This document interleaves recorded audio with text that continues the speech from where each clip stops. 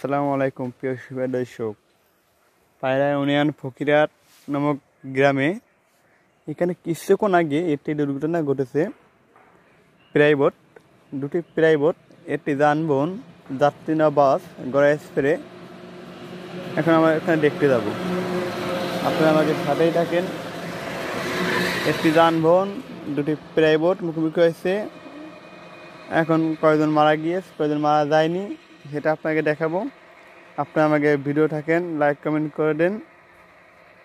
আপনার প্রতি সেকেন্ডে আপনাকে প্রতি সেকেন্ডে দেবো।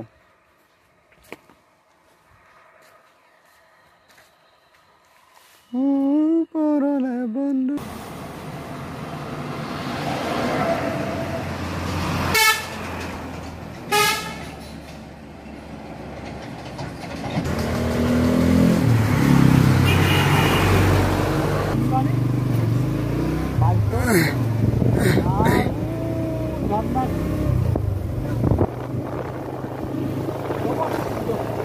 যে জায়গায় একটি দুর্ঘটনা ঘটেছে আমরা এখন ওখানেই যাচ্ছি।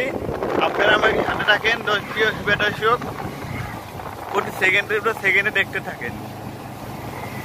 ভয়ানক একটি দুর্ঘটনা।